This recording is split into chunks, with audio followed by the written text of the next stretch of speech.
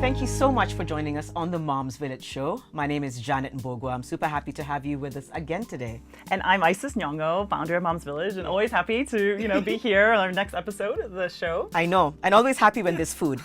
This is from Brown's Cheese. I just can't wait. I just want to dig into that. I know. Go ahead. I'm eyeing mine. Yeah, super yummy. So with a bit of jam on top. Yeah. A bit of jam, so yummy. So you were telling me earlier, like just a little bit about earlier in the week. I know. About Huru, he's growing so fast, Isis. I think sometimes I'm just like, he's almost 2. He's like a month shy of 2. But forming these little cute sentences. And so there's been so many fond memories over the last few weeks alone. Like one where I was trying to give him a feed at night. Sometimes I still give him a feed at night and it's dark because I'm trying to be like, it's bedtime. Let's not talk about playing. And he goes, put on light. Put on light, I know. And I think for me, it's just fascinating to just see how far he's come just in terms of putting words together and then being very honest with his feelings. I'm like the only person who can give him a milk feed. Anyone else is told, go, with a hand, like his little palm just goes, like, go, mommy, sit, very demanding. Yeah, and my husband's always constantly trying to document these interesting things he does, and I don't know, we don't document things enough. Yeah. I feel like I'm not quite, I'm like, I'm documenting, but then also how to share. I guess for me, it's like I'm accumulating a lot, but it's not getting dispersed. And so actually a friend had told me about this this app, like it's called, I guess there's a bunch of them. This one's Tiny Beans, so they loved it. So I was like, Tiny Beans, I'm gonna write that down. And so what happens is I can easily feed all the video and the pictures, and then she gets a daily email. And so only certain people who want that much information about your children. Like everybody else on social media is like, okay, cute, like once in a while, but not like all the time. So I've been using that, and it gives me these little nudges like, hey, did you play with Sky today? And and then share the pictures. So it's really about capturing the memories, both video. I mean, it's fun. So I'm you've using given me such good advice. I think I'll do that. Yeah. Are you shocked more and more each day by Juno and Sky, just how much they? So it's so funny because a few days ago, I just been thinking that. So my daughter's like, Juno's super social, but like, I wasn't sure if Sky made friends yet at school. And so his teacher, she was like reading my mind. She's like, Sky has a new friend. We're always happy to see each other. And he's just a little bit older than her. It was so cute. So now he officially has a friend. And so that's I'm like, good. I get to know him. And then my daughter, who's like, pushing 4, but she's still like 3 3/4, I guess. I was going to my cousin's birthday party and was telling the nanny in my very bad Swahili, which I thought would be like, that kids weren't listening. And I was like, going for her party, I'll be back later. And my daughter's like, enemy?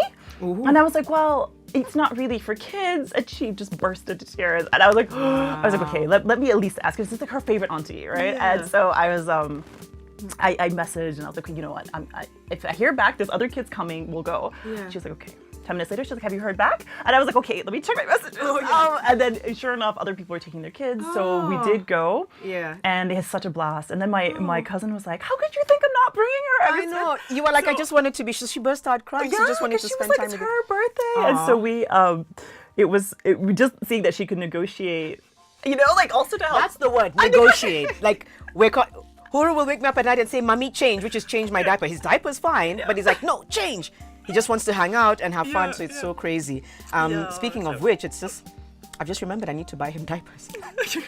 And then it's like, I should have done this yesterday when I was shopping. Diapers? I'm always buying stuff. I don't understand. Yeah, if someone can help me figure out the shopping list method, because I write a shopping list and I can shop really well I think I've shopped for the week. Then the next day is, oh wow, I didn't get this, so I feel like I'm going to grab little things. It's so frustrating. I'm in the same situation. I was also talking about always needing to buy milk. There's never milk. It's like, we need a cow. Like, I'm just like, can I just have a cow? There's never enough milk. Never enough milk. It was never this hard before having a family. Like, I never thought about my food shopping. I just did it and got on with it. Yeah. But when you did it, it was solid. You'd have enough for a week, even longer. But now, it's true. Every day, there's something new. And it's very frustrating. Then I beat myself up because I'm like, why did I miss that? Yeah, exactly. It is so crazy. So I don't have a solution. So if anybody out there in the village could help us. We're welcoming solutions right now. But for now, I'm just going to indulge in this. This is so tasty. Yeah. So excited for our show today. Not only will we continue to eat yummy cheese, but we're going to be talking about blended families. So, and this is really a topic to look at what, the range of new families, new modern families, that it's much more increasingly about step families, polygamous families, and really how that, what that's like today, and how people really navigate that type of family arrangement. I'm really looking forward to that. Before that though, let's take a look at this lovely video from Brown's Cheese. Yes, let's do it. Yeah. 40 years ago, Brown's Cheese was founded on a passion for delicious natural cheese. Over time, we have grown to produce over 30 types of cheeses, which is the most of any cheese maker in the world. And here's the best part.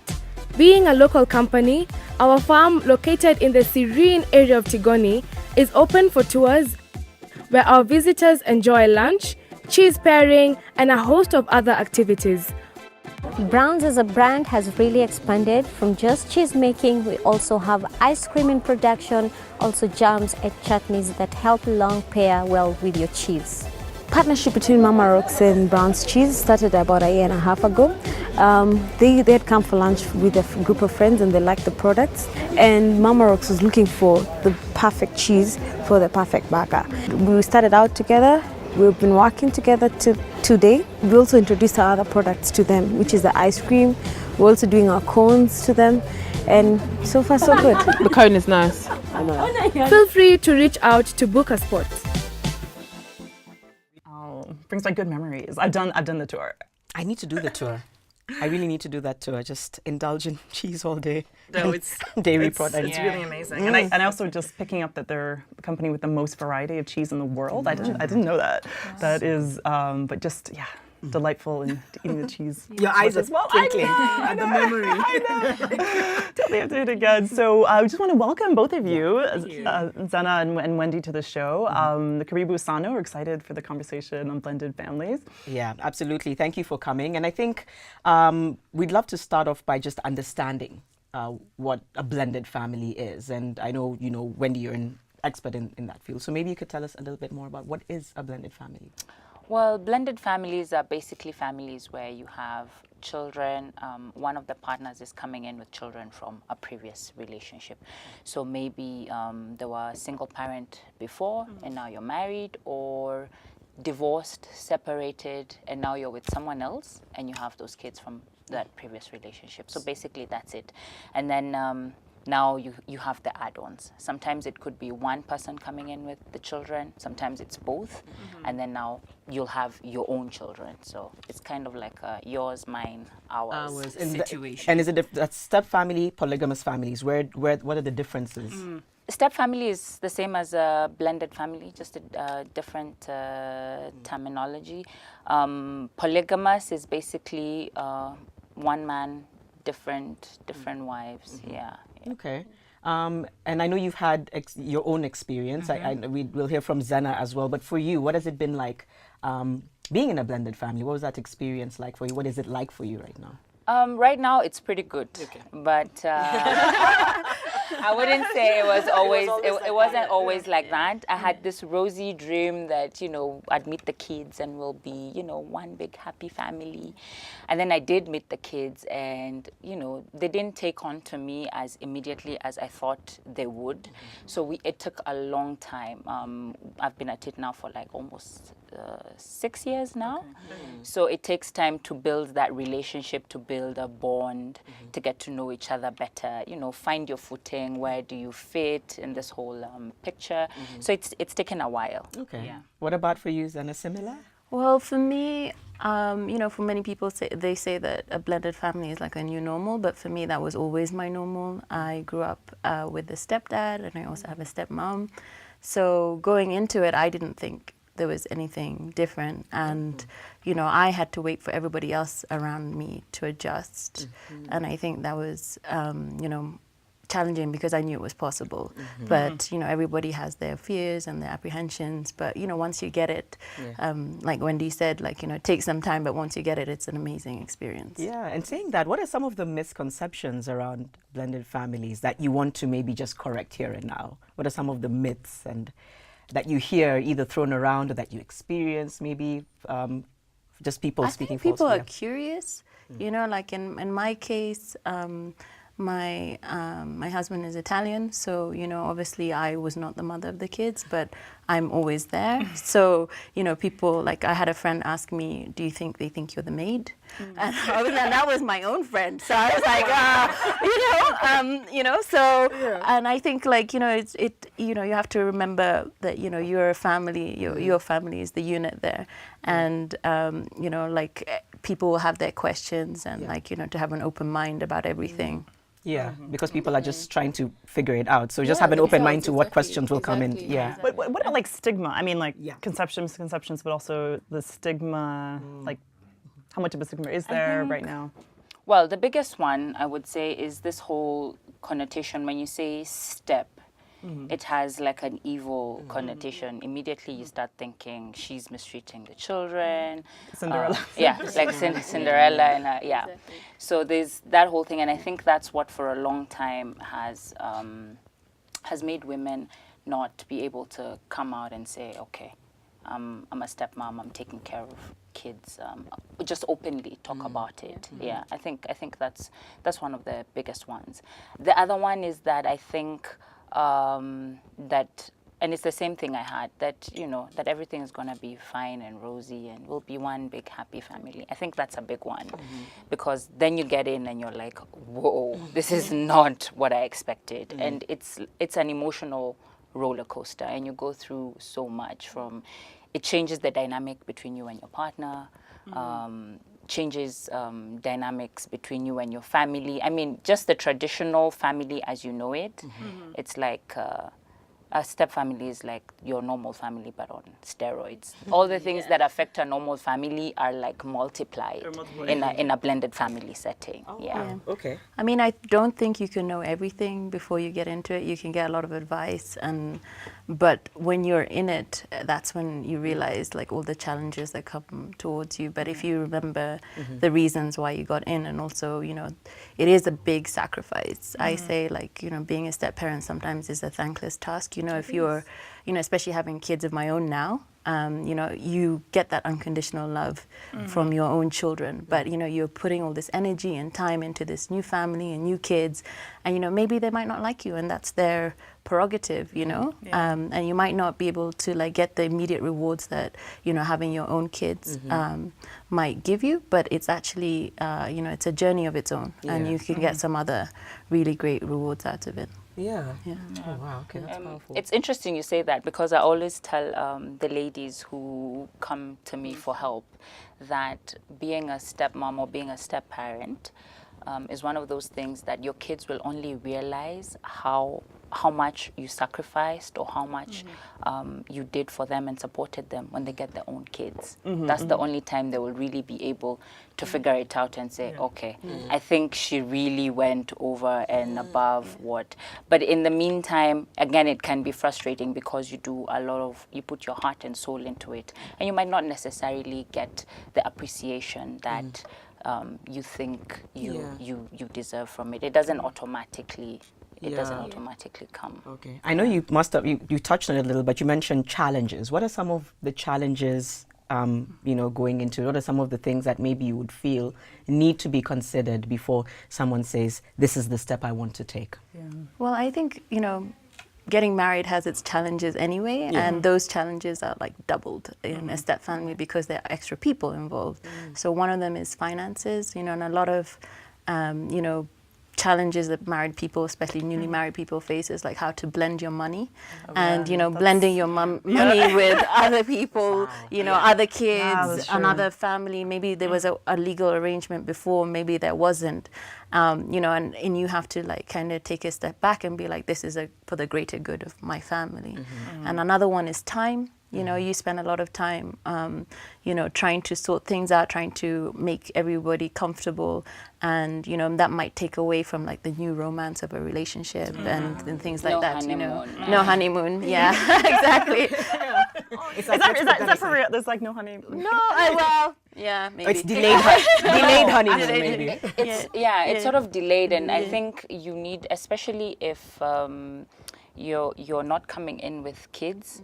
Like for myself, I didn't have children, so but my husband did, and when we got married, it was like you can't honeymoon forever. There's no like 1 year to get to know each other, you know, spice up the marriage and all that. You don't have time because they're kids, they have to go to school, there's the daily need of being a parent. So you skip all that, and sometimes it can be frustrating for newlyweds, especially if you come in with that expectation that you're going to be the only one. I mean, there's kids, and at some point they have to come first in some things, and you just have to learn how to play with the time, and you know, try and find time to also spend time with your spouse.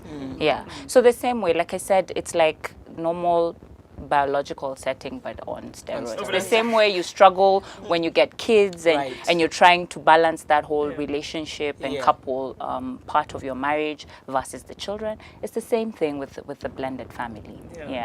But also, when you have a blended family, if you go in like we both did with our kids, you know, you get to give them back. You know, like we had 1 week on, 1 week off. So 1 week we had children, 1 week we didn't have children. Now that we have children of our own, there's no giving them back. You know, you know. So there's some you know bonuses to you know, to the arrangements. It all depends on what kind of arrangement you have with the arrangement that's there between the biological parents of the kids. And as a coach, so you're a certified coach. Be interesting to know what that means in the context of blended families. But in that work, what are the number one things you tend, or trends you see right now in the people you work with? The first one is, I'm actually surprised that there are a lot of women who are beginning to realize, okay, so I'm dating this guy. From what I've heard from other people, it's not all, you know, rosy, so I need to get help. So I have a lot of people who come to me and said, I don't know exactly what I need help with, but I know I need help. Then there are those ones who've already gotten into the situation. They thought it was going to be, you know, good, that it was going to work out, and then boom, challenges, and you don't know what to do. And unfortunately, sometimes you might bounce off your problems to people who have biological families. But the same advice, it doesn't apply. The same way you would, let's say, discipline your children is not the same way that a step-parent would come in and discipline the child. So chances are, if you hear something like that and you apply it in your own life, then creates more conflict and doesn't resolve anything. So there's that. But a lot of women are beginning more and more to realize that we need help in this area. And unfortunately, which is the reason why I actually founded Living in Step Africa, is because we don't have any particular groups that caters to this specific group of women. Because when I was getting married, I knew I needed the help. And when I went to my church, they didn't have. I asked. We have a lot of ministries that cater to single parents, but none that caters to step parenting. So that's my experience so far with the coaching. And you mentioned discipline. I think that's a big one. How do you discipline when you're in a blended family? How do you discipline, you know, your partner's children? And how is it different than your own, if it is? Well, you know, in my case, you know, like my husband's Italian, so he believes in spanking, which I don't. So, you know, exactly. Almost like the opposite of what you'd expect. I know, and so with my stepkids, I didn't really have much say because that's how he was. You know, he had decided to parent, and I, you know, after trial and error, I realized that, you know, with my stepkids, they have two parents already. I'm not the parent. So, you know, I have to follow the cues of the parents. But with my kids, there's no way that is happening. So, you know, so, you know, and that's, you know, it's trial and error. You have to see where you are, and you have to see, you know, it's still two people coming into a marriage and, you know, managing children, but then you have, you know, this other family that existed before and their rules and their procedures, and you can't really come in and be like, well, no. You know, It already existed. It was already there, Okay. And for you? Again, trial and error for me. And I think the time when I realized that, okay, Wendy, you haven't gotten to that point where you can start tackling discipline issues, is I remember there was a time my husband had traveled for work. So he told me, go stay at my house, check in on the kids, and, you know, just check in on them while I'm away. and customary to, you know, like dinner rituals. Have dinner, maybe wash the dishes. So one of the days we had dinner, and then I asked my daughter politely, would you please wash the dishes? And she gave me a look like, Who are you? you are not the boss of me. And you know, and at that moment, at that time, I think she was about 8, 9, thereabouts. So I was like, okay, Wendy, plan B, plan B. So I decided, okay, I bribed her. Basically, it was just bribing, because I said, okay, if you do the dishes, then we'll have ice cream for dessert. But you see, ideally, parenting is not about bribing your kids. Yeah. But when it comes to when you're a step parent, you have to build that relationship and bond fast before you can get into the disciplining. And before they also see you as an authority. Right. You have to form that relationship fast. Okay. Yeah. I know there's tons of amazing advice that you'll give us in just a moment, but there's also someone I think who spoke to the members of the Moms Village community as well. Yeah, definitely. So our community has been great. Thank you everyone for all the questions that have come in around this topic. And so what we wanted to be able to do is bring some of the top questions that were coming in from different people across our village around this. And we have a social worker named Clara, who's going to give some advice on a couple areas out of most interest. So we can all watch her video.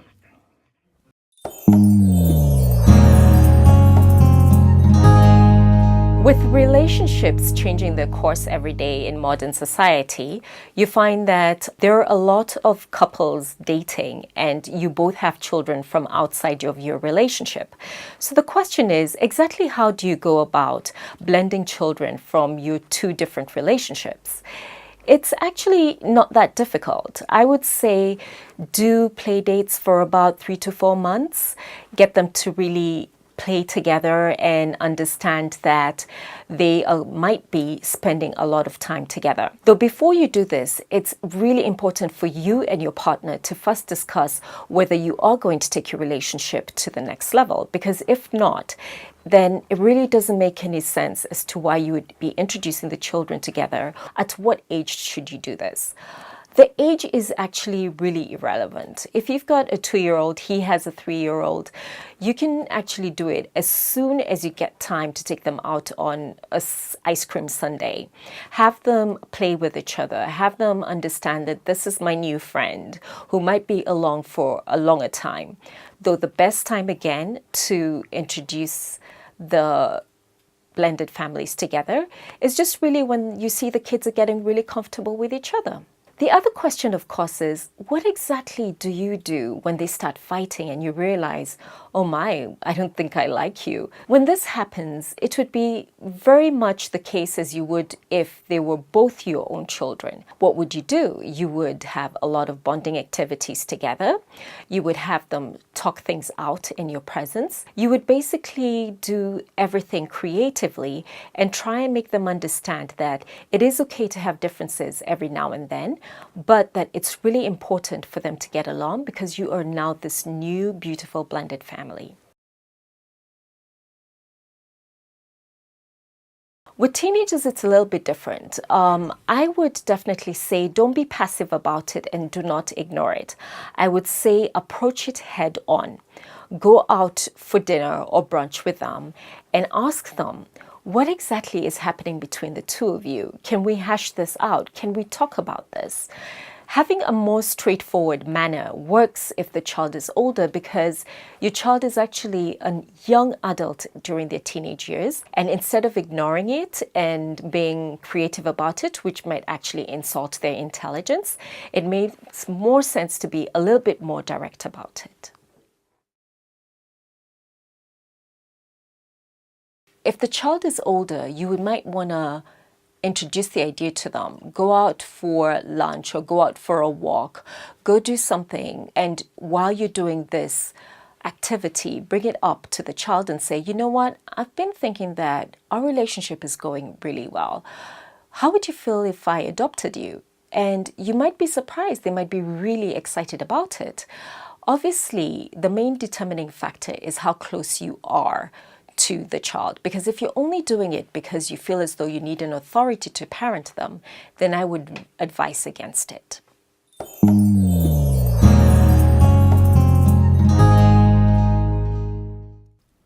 I found that really helpful. I mean, I think some of those pointers around, especially teenagehood, what things are different when you're dealing with becoming a blended family and with those teenagers, but also her point about adoption and thinking about that. I was interested to know both, when the legal or some, earlier you were saying there were some informal arrangements and the importance of formalizing anything, especially from like death planning or adoption, just with more, if you could say more about that.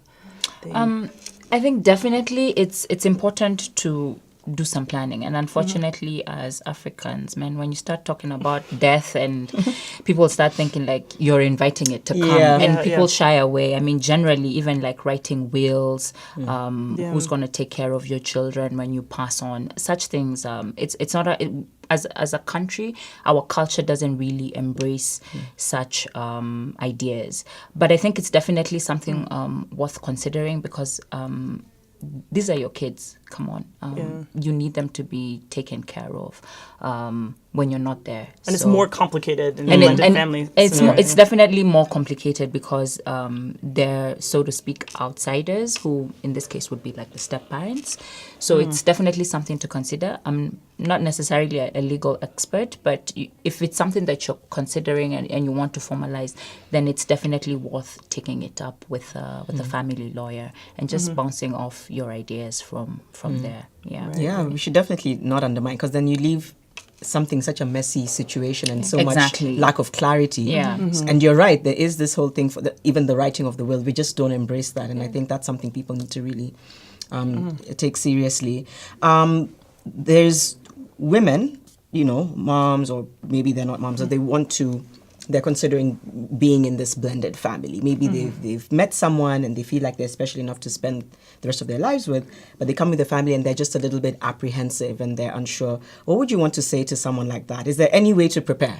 I mean, I think there's ways to be smart about it and to talk to people about it. And, I think the best way to prepare is to be kind to yourself, because, as women, we go into things, we see a situation, especially if the kids are struggling, we want to come in and fix everything, but you have to take care of yourself first, because if you don't take care of yourself, nobody in the family is going to, be well. So I would say that. I'd also say that, there's some things you need to manage in terms of expectations. If you're coming into a relationship where the person has had kids before, when you decide to have your own kids, it's not going to be the first experience for your partner, which really bothered me at the time, and very nicely, my husband's ex-wife, she sent us some clothes and stuff. And, at that time, where my headspace was, I couldn't appreciate it, Now I appreciate it, like when we had our second baby, she came to the hospital with a gift and we all sat there, we laughed, we held the baby together, and that was fantastic. But, it's like you have to be nice to yourself, because there are going to be some emotions that are not so pleasant that come up, jealousy, fear, and, I think you have to be a little bit naive to go into this situation. Thinking just be like, this is going to be breezy and rosy, back on the beach, and then you get in and you're like, oh my God. Exactly. It's kind of like, childbirth. If you watch all the videos before, you will just tense up and be scared, Thank God I didn't. That's all I can say. You did. Oh, wow. Okay, you're a brave one. And just based on that, how then, if someone finds that they're in a position where there's not a lot of chemistry, in fact, maybe they feel like they're being fought by the mother of the stepkids, how do you begin to try and forge something healthier with this person? Are there any tips, any advice? I guess just as a standard rule for everyone, there should be some level of respect. You don't have to love one another. You don't have to go for lunches, coffee, brunch, whatever. I mean, but there has to be some level of respect in that. I respect you because you are the mother of these kids, and I respect your position. I'm not coming in to compete with you, to replace you. None of that. Yeah. And then also, vice versa. You should be able to respect the step parent who's coming in as your ex-spouse's choice of new partner. And basically it's all about having a cordial relationship, and the only way you can do this is by putting the kids first. If you always put the kids' needs first, you'll find that a lot of the things that you need to do on the background will come a lot more easier than if everyone just goes in with their own dead set way of doing things. And also as step parents, you need to learn how to be background action. And I think this is what a lot of people struggle with. You're just somewhere in the background. When your stepkids need you, they're going to come to you. If anybody needs you, you'll be approached, whether it's your spouse or it's the biological mother or father to the children. I think you have to be comfortable with not being in the forefront of things that have to do with your stepchildren. Stay in the background, try and form that relationship. From my experience, the better the relationship you have with your stepchildren, the more all these other things slowly come into place. I know for you have a good relationship. How did you get there? From my perspective, I think empathy is very important. Like, you have to be able to put yourself in the shoes of the other person, vice versa. And, it wasn't always easy with I call her my co-wife. But, we sat down one day and we were like, our children are siblings and we're going to make this work. And, we married the same man, so we must have something in common. So, we started off with the things that we enjoy. We both like to read books, so we'd switch books. We started meeting for coffee, and which became lunch, and it really touched me to see how much it meant to our kids, and they love hanging out with both of us being there. And for me, I had the example already because my dad and my stepdad always used to have, my mom didn't have to be there, they'd have dinner together, they had a lot of stuff to talk about. They'd talk about politics, or they'd talk about history, or they'd talk about something, and and it just made me appreciate it more now as my having done it myself. And I felt very lucky to have had some people and even my mom and my stepmom, if it's my dad's birthday, they'll come together, they'll have a birthday party, and and everyone moves around freely. So, but it can take a while to get there. Maybe someone's watching this thinking I'm nowhere near there. And actually that's what I want to say. You might feel at the time, there was sometimes I felt like this situation will never resolve itself, and this is the worst thing that could have ever happened to me, and why is this happening to me? But I bet you the other person is feeling the same thing. And so if you but it takes a bit of time, but you get there eventually. Okay. And just kind of a, I don't know, technical silly question I just thought of, but do the other kids think is it the reverse as well? So the other kids, the other person's step parent, or no? Do you see what I mean? So if you both have sets of kids, so you are both step moms on both sides? You're a step parent to your partner's kids, and your partner is a step parent to your kids. And then now you'll have yours, assuming you want to go there. So it's a whole different dynamic. But I think that one of the things that a lot of people don't realize is that blended families, they're born out of loss. So someone died, there was a separation, there was a divorce, there's a loss. And with any loss, you always have to, grieve that loss. The kids, definitely, if you ask the kids for a picture perfect family, they want their dad and their mom back. It's as easy as that. So once you realize that, and realize that everyone is coming from some kind of pain, then your work is not to, it's to alleviate some of that pain, to make them feel a little like the world is a little better. Just to make things okay for them. Okay, that's a good way of looking at it. I think there's sometimes, especially maybe the children are like, why is this happening? What's going on around me? Is there certain ways that you can communicate to children when they're going into this situation? Are there certain things that they need to hear or be told?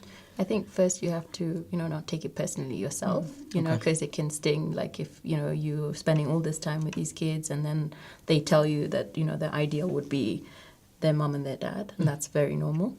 But I think like most kids, all they want is for you to listen to them. So, you know, you can understand, all you can say is, I'm listening, and then I can understand where you're coming from.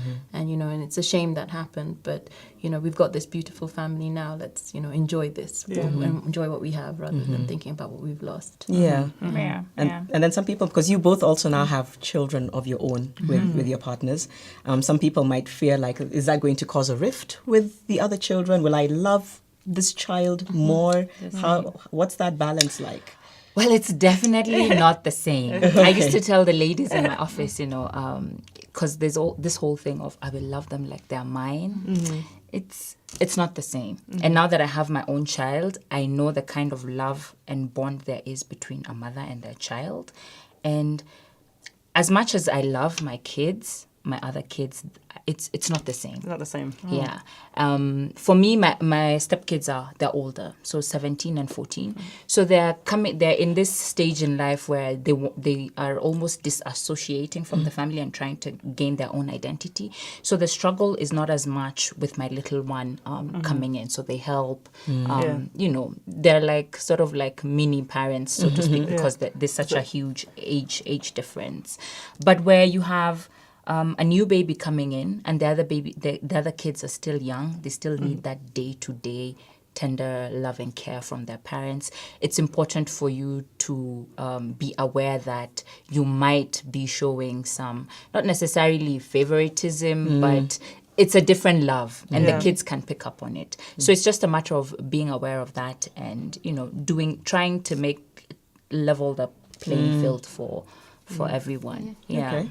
And I think it's a fear that a lot of people have around you. Like, I remember we had a very big conflict when I had my first child because my mother-in-law was visiting and she told my husband not to hold the baby because the other kids might get jealous. And I was not of that view. I was like, each kid is an individual kid, you know. So, but now I understand where she was coming from and where her fears were coming from. But at the time I was like very offended.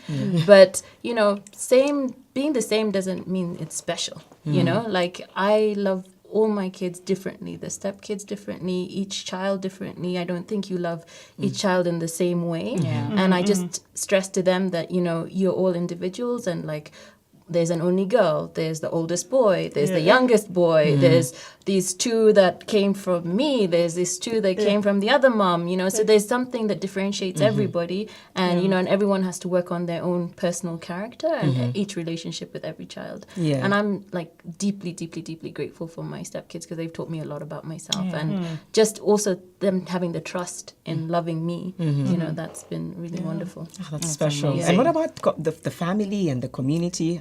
Also, I'm sure that's a whole other dynamic. Maybe parents are not saying, what are you doing? Why is this? Why are you making such decisions? How did you manage that? For me, I'm the firstborn in my family. Okay. So there's all this, you know, looking up to Wendy. So when I broke the news to my mom that she was okay with it, we had lunch, and she had all these questions about how it's going to work. What about the other kids, the other lady, the mother of the kids? How is it all going to work? But I think it's all also about how you have prepared yourself personally, and also the confidence that your partner instills such that he will be able to manage that part of his life, because it's his part to manage. It's his part to manage. So it's up to him to, you know, when he needs to put his foot down, whether it's with the kids or with his ex, I need him to do that. Because otherwise then it puts me in a very awkward position where I'm either fighting with the kids or fighting with the ex, and that doesn't work. So it's all about that the preparation, so to speak. Okay. Was it the same? Well, for me, I think, like, you know, your family is always going to be concerned for you. You know, so out of everybody else, they're going to be thinking, what about you? What do you get out of this equation? So, and while it might be annoying at the time because you're in love, it's really good to have people to remind you that, you know, you also have an important part to play in this family that you're trying to create. So, you know, at the beginning, with my parents are very open, so, you know, they accepted everything. And I think, you know, I think a lot of blended families happen because us women are getting married older. You know, we go for our careers and then we get married much later. So, you know, the person you're going to meet probably has Right. been Yeah, that's a good point. That's a very good point. Yeah. been married before.